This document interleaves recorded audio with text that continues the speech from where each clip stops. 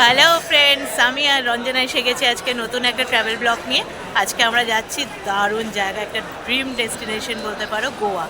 তো আমরা শালিমারে এসেছি, আমরা এখান থেকে ডিরেক্ট ট্রেন অমরাবতীতে যাব। তো আমরা এখন ওয়েট করছি, এখন 11:15 বাজে।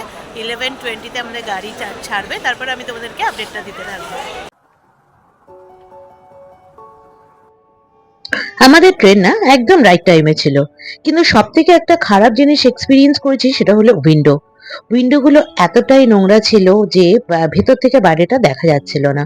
আর এই লং জার্নিতে উইন্ডোটা যে কি ইম্পর্টেন্ট একটা রোল প্লে করে, সেটা যারা ট্যুর করে অনর্গল তারা কিন্তু খুব ভালো করে বোঝে। আর এই প্রবলেমটার জন্য আমরা দুধসাগর ফলসটাও দেখতে পারলাম না। যাই হোক, আমরা মাডগাঁও স্টেশনে পৌঁছে গেছিলাম 4টের সময়। ট্রেন অনেকটাই লেট ছিল। তারপরে আমরা সুন্দর যে রাস্তা গোয়ার, সেই চারিদিক দেখতে দেখতে পৌঁছে গেলাম আমাদের হোটেল ক্লাসে হোমে রিসর্ট, যেটা ছিল আরাম বলে। আমাদের ওই 3 ঘন্টার মতো সময় লাগলো পৌঁছতে। আমাদের অ্যাপার্টমেন্টটা ছিল প্রথমে একখানা ঢুকেই একটা কিচেন ছিল, ফ্রিজ ছিল, কিচেনের সব আইটেম ছিল, আর 3টে রুম ছিল। 3টে রুমের সাথে 3টে ওয়াশরুম, এসি, ফ্যান, এগুলো সব ছিল। মোটের ওপর খারাপ না অ্যাপার্টমেন্টটা, কিন্তু লোকেশনটা একটা সরু রাস্তার ওপর দিয়ে যাচ্ছে। তো ঢোকাটা, এন্ট্রান্সটা একটু কিন্তু ডিফিকাল্ট। আদারওয়াইজ অ্যাপার্টমেন্টটা খুব সুন্দর, আর সব রকম ব্যবস্থা আছে স্পেশালি কিচেনটার জন্য। তো আমরা ফ্রেশ হয়ে 9:30-10টা নাগাদ বেরিয়ে গেলাম আরাম্বল বিচের উদ্দেশ্যে। তো অ্যাপার্টমেন্ট থেকে বিচ মোটামুটি ওই ধরে নাও 15 থেকে 20 মিনিটের সময় লাগে। আর যেতে যেতে এই মার্কেটটা আমরা দেখলাম। মার্কেটটা কিন্তু খুব সুন্দর ছিল। অনেক রকম জুয়েলারি, ওয়েস্টার্ন আউটফিটস, এগুলো সব অ্যাভেলেবল ছিল।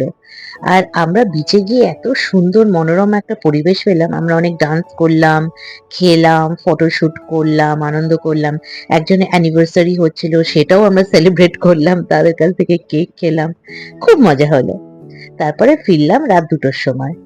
আর তারপর সকালবেলা আমরা তাড়াতাড়ি করে উঠে ব্রেকফাস্ট করে বেরিয়ে গেলাম। ওই ধরো 10:30-11টা নাগাদ আমরা গাড়িতে উঠলাম। আমরা ইনোভা কার নিয়েছিলাম, 4,400 টাকা নিয়েছিল।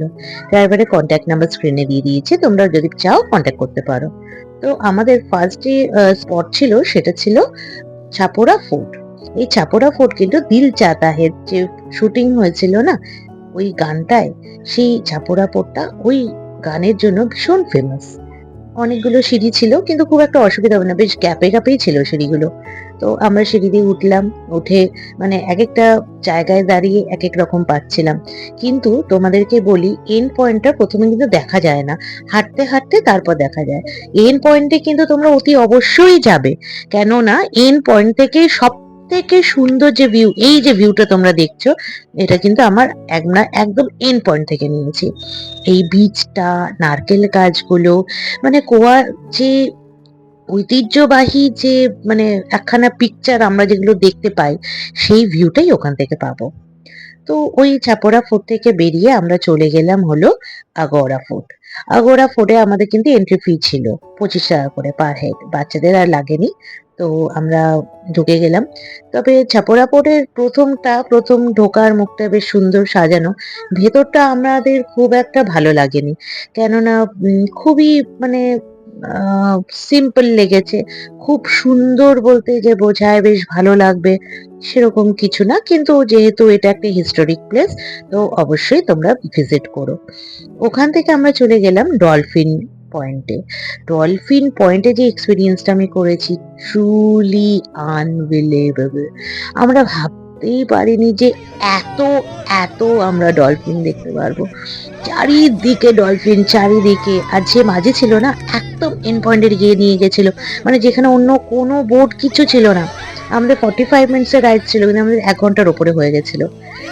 এই যে রাইডসটা, এটা কিন্তু অনেকটা ডিপেন্ড করছে মাঝিদের ওপর, কারণ অনেকেই যারা রিটার্ন এসেছে তারা কিন্তু দেখতেই পাইনি, একটাও দেখতে পাইনি।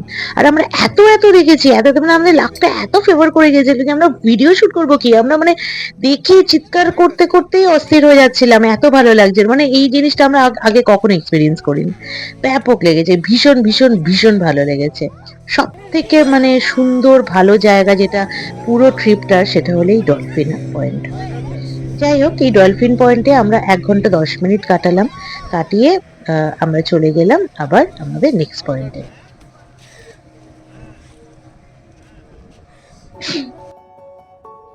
আমাদের নেক্সট পয়েন্ট ছিল প্যারা রোড। খুব আহামরি কিছু লাগেনি, কিন্তু সুন্দর জায়গা, তবে বেশ ভিড়ও ছিল। তারপরে আমরা গেলাম কালাঙ্গুটে বিচ। কালাঙ্গুটে বিচেতে মানে একটা নাইট পার্টি বলতে যা বোঝায়, একদম লাউড মিউজিক, চারিদিকে নাচ গান আনন্দ লাইটিং, মানে একটা জমজমাটি পরিবেশ। দারুণ লাগবে যারা নাইট লাইফটাকে এনজয় করতে চাও, একদম গিয়ে 12টা 1টা 2টো পর্যন্ত ওখানে এনজয় করো। আমরা কালাঙ্গুটেতে অনেকটা সময় স্পেন্ড করে চলে গেলাম বাগাতে। বাগাতে গেলাম বলতে বাগাতে গিয়ে পৌঁছতে পারিনি। প্রায় 1.5 ঘন্টা 2 ঘন্টা আমরা শুধুমাত্র রাস্তায় গাড়ির পিছনে দাঁড়িয়ে দাঁড়িয়ে দাঁড়িয়ে এত লেট হয়ে গেছিল, 8টা বেজে গেছিল। তো আমরা আবার রিটার্ন করে গেলাম আমরা হোটেলে। নেক্সট ডে আমরা এমনি কোনো প্রোগ্রাম রাখিনি, সকালবেলাটা বিচে এনজয় করে পরে সন্ধ্যাবেলাটা ক্রুজে গেছিলাম। ক্রুজে আমাদের 1099 করে পার হেড ছিল, বাচ্চাদের 750। ক্রুজটা বেশ সুন্দর ছিল, সাজানো গোছানো, যেরকম থাকে আমরা দেখতে পাই। বেশ বড় ছিল, 3টে ডেক ছিল, নিচে একটা ডেক ছিল, ওটাতে খুব একটা ইউজ হয়নি। সেকেন্ড ফ্লোরটায় হচ্ছে খাওয়া দাওয়া, আর থার্ড ফ্লোরে হচ্ছে এনজয়মেন্ট, মানে নাচ গান পার্টি আনন্দ, এইসব হই হুল্লোড় এইগুলো ছিল। ডিজে ছিল। তো আমরা কিছুক্ষণ ওপরে ছিলাম, কিছুক্ষণ নিচে ছিলাম। তো বেশ এনজয় করেছি। পর্তুগিজদের ডান্সও ছিল। আমরা ওখানে অনেক ডান্স করেছি, আনন্দ করেছি।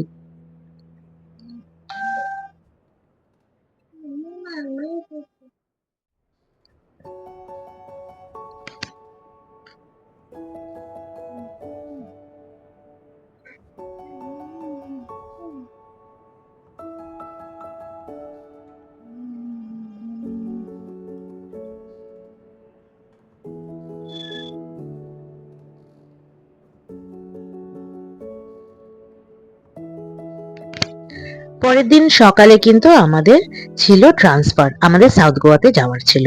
তো সাউথ গোয়াতে যাওয়ার সময় আমরা ড্রাইভারকে অনেক বলে কয়ে একটু ইনসিস্ট করলাম যে কয়েকটা পয়েন্ট দেখিয়ে দেওয়ার জন্য, বিশেষ করে পানাজি মসজিদের দিকে। তো আমরা প্রথমে গেলাম সেই ক্যাথিড্রাল চার্চ, ওখানে ঢুকতে পারলাম না, আমি শর্টস পরেছিলাম। প্রচুর মেয়ে যারা শর্টস আর স্লিভলেস পরে গেছিল তাদেরকে বাইরে দাঁড়াতে হয়েছে, কারণ তারা ভেতরে ঢুকতে পারেনি। তো আমাদের আদার যে ফ্যামিলি মেম্বাররা ছিল যারা ঢুকেছিল, আমিও সামনে গিয়ে কিছু ফটোগ্রাফি করে মার্কেটে চলে গেলাম। মার্কেটে দেখলাম হেমনও জিনিস নেই যেগুলো পাওয়া যায় না। প্রচুর জিনিস, প্রচুর আউটফিট, ঠান্ডা গরম, বাচ্চাদের খেলনা থেকে, জুয়েলারি থেকে, গিফট আইটেমস এর থেকে, নানা রকম চটপটা খাবারের থেকে, মানে সব রকম জিনিস অ্যাভেলেবেল। যারা শপিং করতে ভালোবাসে না, তাদের ব্যাগ একদম খালি। হ্যাঁ, আমিও করেছি কিছুটা। তো তারপরে আমরা চলে গেলাম বেসিলিকা অফ বোম জেসাসে। ওখানে গিয়েও সেম স্টোরি, শর্টস আর স্লিভলেস অ্যালাউড না। তো যাই হোক, আমরা বাইরেটাই ঘুরলাম, খুব সুন্দরভাবে দেখলাম, ছবি তুললাম, ভালো লাগলো, খুব সুন্দর লাগলো। আর ভেতর থেকেও নাকি আরো বেশি সুন্দর। যারা ভেতরে গেছিল তারা বললো অপূর্ব লেগেছে। তবে ভেতরে ফটোগ্রাফি অ্যালাউড না, ওই জন্য ভেতরে কোনো ছবি আমি তোমাদেরকে দেখাতে পারছি না। আমি বাইরে থেকে দাঁড়িয়ে সমস্ত ভিডিও ফটো করে নিয়েছি, করে তোমাদেরকে এগুলো দেখাচ্ছি।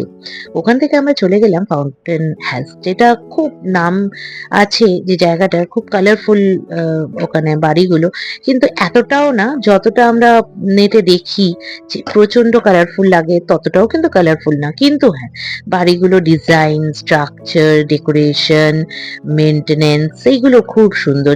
সব গাছ, মানে বাড়ির সাথে সুন্দর সুন্দর ফুলের গাছ, যেগুলো মানে ভীষণ আইসুদিং, ভালো লাগবে দেখতে। তো ওখান থেকে আমরা চলে গেলাম হচ্ছে ডোনাপলা বিচ। ডোনাপলা বিচে কিছুক্ষণ আমরা টাইম স্পেন্ড করে চলে গেলাম মিরামার বিচে। মিরামার বিচের সাথে লাগোয়া দুটো রেস্টুরেন্ট আছে, সেই রেস্টুরেন্টে গিয়ে আমরা খাবার খেয়ে নিলাম। খিদে পেয়ে গেছিল, কারণ সকালে একটু ভারী টিফিন করেই বেরিয়েছিলাম, তো দুপুরে লাঞ্চ করা হয়নি। আর এটা মোটামুটি 4:30 5টা বেজে যাচ্ছিল। তো সবারই বেশ খিদে পেয়ে গেছিল, যদিও আমরা টুকটাক টুকটাক করে খাচ্ছিলাম, এটা ওটা সেটা, জুস, লস্যি। ওখানে ভীষণ গরম, তো ওই ঠান্ডা জিনিসগুলো আমরা খুব খাচ্ছিলাম, কিন্তু খিদে পেয়ে যায়। আমরা তারপর লাঞ্চ করে চলে গেলাম সিঙ্ঘম পয়েন্টে, যেখানে ওই একখানা তুলে মারবে না, একখানা খাম্বা তুলে মারবে, ঠিক ওই জায়গাটা। ওই জায়গাটা গেলাম, একটু ফটো টটো তুললাম, ভিডিও করলাম, জায়গাটা বেশ সুন্দর। আর একটা শপিং সেন্টারও রয়েছে, সেখান থেকে অল্প কিছু আমরা শপিংও করলাম নিজেদের জন্য। তারপরে গিয়ে আমাদের হোটেলে পৌঁছতে পৌঁছতে প্রায় রাত ৮টা।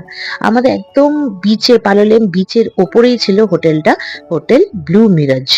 তো ওখানে আমাদের ৩টে রুম নেওয়া ছিল। রুমের সাথে একটা ছোট বারান্দা, দুটো চেয়ার, টেবিল রাখা ছিল, ভেতরে ওয়ার্ড্রব, ফ্রিজ ছিল, খাট ছিল, ফ্যান, এসি। এসিটা আমাদের খুব একটা লাগেনি, কারণ সকালবেলাটা তো আমরা বাইরে বাইরে কাটতাম, তো খুব একটা লাগেনি। তো আমরা ৩টে রুম নিয়েছিলাম 3 নাইটস এর জন্য। পালোলেমে আমরা 3 নাইটস স্পেন্ড করেছি। আর নর্থ গোয়াতেও 3 নাইট স্পেন্ড করেছিলাম, সেটাও তোমাদেরকে সব দেখিয়ে দিয়েছি। ফোন নাম্বার, ডিটেলস সবকিছু তোমরা পেয়ে যাবে স্ক্রিনে। আর এই হোটেলের সাথেই আছে দ্রৌপদী রেস্টুরেন্ট, ওখান থেকে তোমরা খেতে পারো, বা পাশাপাশি প্রচুর রেস্টুরেন্ট আছে, যত হাঁটবে তত অনেক কিছু পাবে, এগুলোও সব রয়েছে। তো আমরা রাত্রি প্রায় ২টো-৩টে অবধি বিচে বসে কাটিয়ে তারপর খেয়ে আমরা রাত্রিবেলা প্রায় ৩টে নাগাদ শুতে গেছি। আবার সকালবেলা উঠে একটু দেরিতেই উঠেছি, আমাদের ৯টার সময় স্টার্ট করার কথা ছিল, কিন্তু আমরা 10:30টায় স্টার্ট করেছি, কারণ সবার শুতে শুতে অনেক লেট হয়ে গেছিল।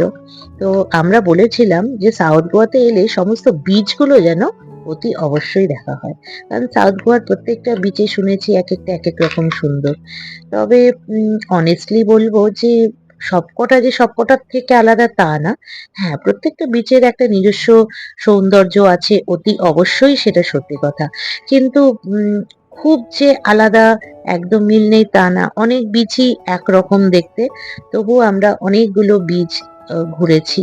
বেনলি, মোবোর, মাজোর্দা, অনেকগুলো বিচ ঘুরেছি। তোমাদের স্ক্রিনে সব পেয়ে যাবে ডিটেলস গুলো। কিন্তু একটা খুব কষ্টের জায়গা হলো কাবু দে রামাটা বন্ধ হয়ে গেছিল। আমাদের ড্রাইভার কিন্তু একবারও বলেনি 5:30টায় বন্ধ হয়ে যায়। আমরা গিয়ে ঠিক ঢুকেছি 5:30টায়, 5:30তেই বন্ধ হয়ে গেছিল। যাই হোক, আমরা দ্য কেপ গোয়াতে গেছিলাম, ওখান থেকেও ভালো ভিউ পেয়েছিলাম। তারপর পরের দিনটা পালোলেমে সকালবেলাটা পুরো বিচে স্নান করে, ওয়াটার স্পোর্টস করে আমরা কাটিয়ে দিয়েছি। আর 4টের সময় আমাদের বোট রাইড ছিল, যেটা ছিল হচ্ছে 1.5 আওয়ারের রাইড ছিল।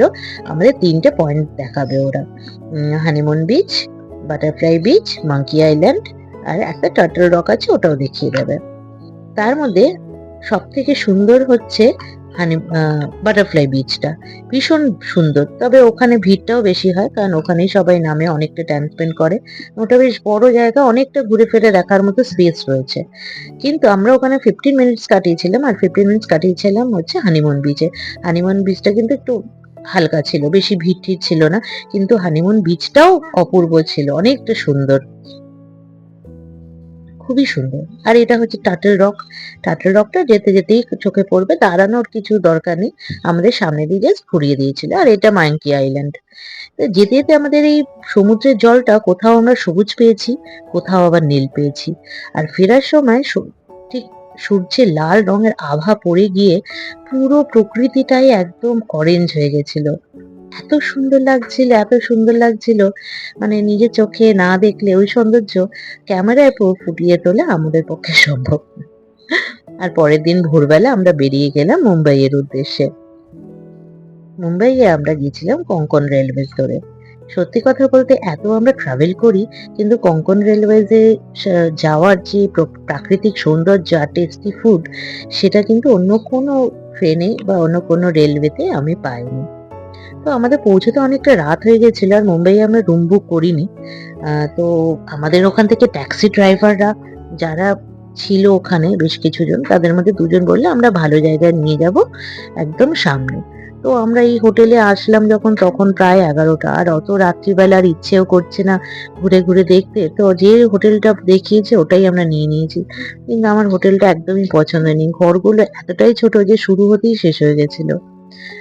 কিন্তু অগত্যা আমরা তো জাস্ট 2টো রাত থাকবো, আর সারাদিন থাকবো না, তো থেকে গেছিলাম। পরের দিন আমরা একটা ইনোভা গাড়ি করলাম, যে 4,000 টাকা বলেছিল, মুম্বাই সিটি আমাদেরকে ঘুরিয়ে দেখাবে। মুম্বাই আমাদের আগেই ঘোরা ছিল, কিন্তু আমাদের সাথে আরো যারা ছিল, আমার দাদারা আরেকটা কাপল ছিল, ওরা কিন্তু মুম্বাই আগে যায়নি, ওদের এটা ফার্স্ট টাইম, সেই জন্য আমরা গেলাম ওদের সাথে। তো ওখানে গিয়ে আমরা প্রথমেই দেখে নিলাম হোটেল তাজ আর হচ্ছে গেটওয়ে অফ ইন্ডিয়া। তারপর মেরিন ড্রাইভে গিয়ে আমরা দেদার মস্তি করেছি, দৌড়াদৌড়ি, হাঁটাহাঁটি, লাফালাফি, খুব মজা করেছি। তারপর চলে গেলাম এই গ্যালারিতে। ওপরে গিয়ে বাইনোকুলার দিয়ে অনেক কিছু দেখা যায়, মুম্বাই সিটির একটা বড় অংশ ওখান থেকে দেখা যায়। আর বেশ সুন্দর সাজানো গোছানো ছিল, ভালোই লাগছিল। আর তার ঠিক অপোজিটে ছিল হ্যাঙ্গিং গার্ডেন। হ্যাঙ্গিং গার্ডেনে আমরা খুব একটা ঘুরে ফিরিনি, কারণ হচ্ছে একই রকম ফুল টুল খুব একটা বেশি ছিল না, মানে সব নতুন রোপণ হচ্ছিল, সেজন্য খুব একটা ঘুরিনি, তাড়াতাড়ি চলে এসেছি।